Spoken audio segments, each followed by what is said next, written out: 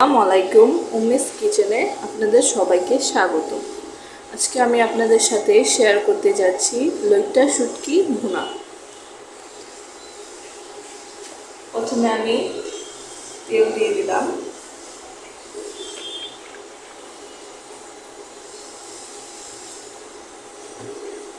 তেলটা একটু গরম হলে এর ভেতরে আমি দিয়ে দেব কুচি করে রাখা পেঁয়াজ।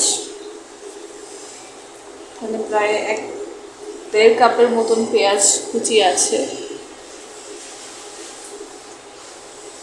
তারপরে তেলটা আমার গরম হয়ে গেছে, এখন আমি পেঁয়াজটা দিয়ে দেবো।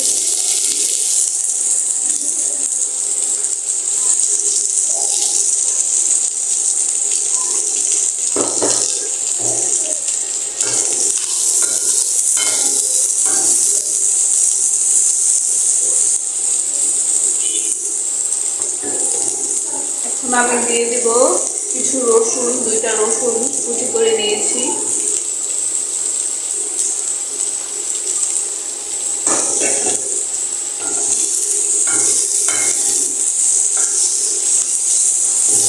পেঁয়াজ আর রসুনটা একটু ভাজা হলে তারপর আমি শুটকিটা দিয়ে দেব।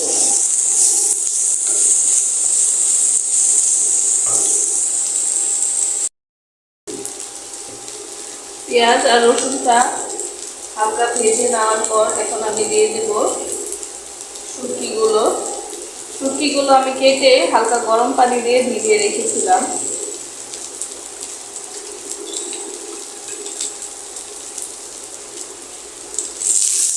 কাটার পর গরম পানিতে অবশ্যই ভিজাতে হবে, তাহলে এক্সট্রা যেই বালুটা লেগে থাকে বা ময়লা লেগে থাকে এগুলো উঠে যাবে আর শুটকিটাও নরম হয়ে যাবে।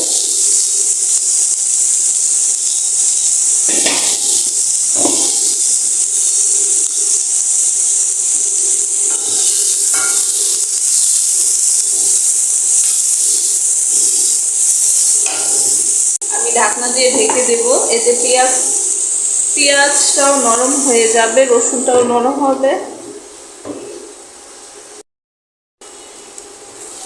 আমি 2-3 মিনিট পর ঢাকনাটা উঠালাম।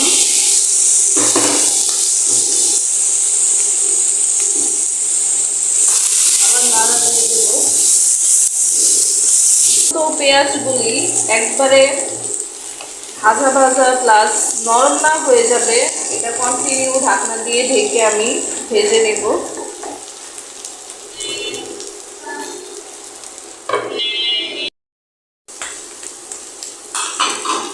পেঁয়াজটা ভাজা হয়ে যাওয়ার পরে এর ভিতরে আমি দিয়ে দেব আদা রসুন বাটা আর একটু জিরা বাটা।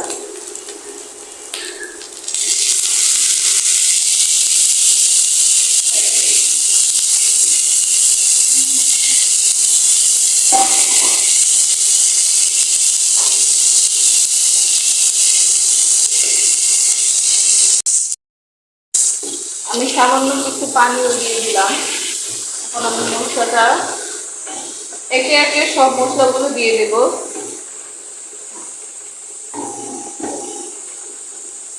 পরিমাণ মতন লবণ,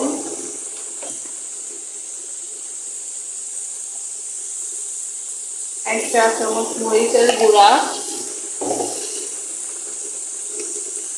1 চামচ হলুদের গুঁড়া,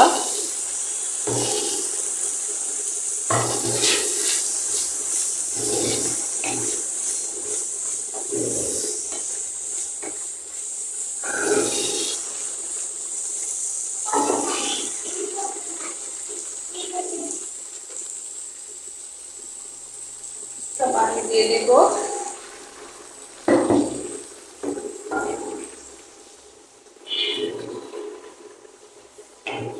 মশলাটা কষানোর জন্য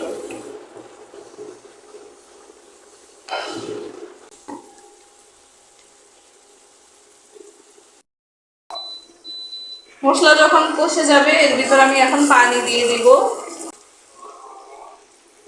বেশি পানি দিব না, কারণ শুটকি অলরেডি সিদ্ধ হয়ে গিয়েছে।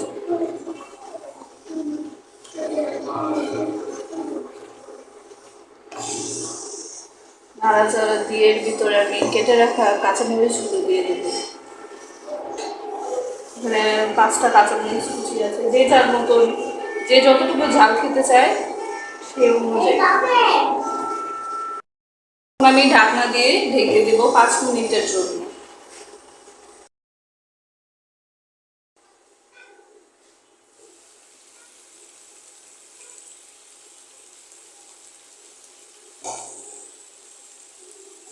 ঢাকনাটা উঠে এখন আমি নাড়াচাড়া দিয়ে বাকি যে অবশিষ্ট পানিগুলো আছে সব শুকিয়ে নিব।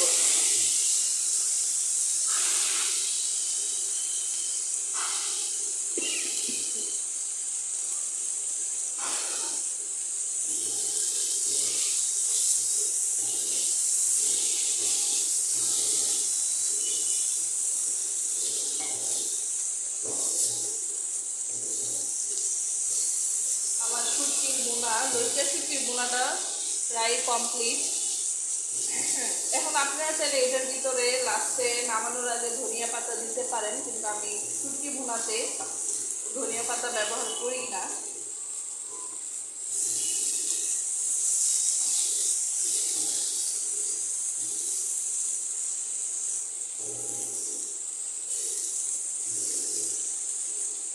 এই যে আমার শুটকির ভুনার ফাইনাল লুক। আমি এখন বাটিতে উঠিয়ে নেব।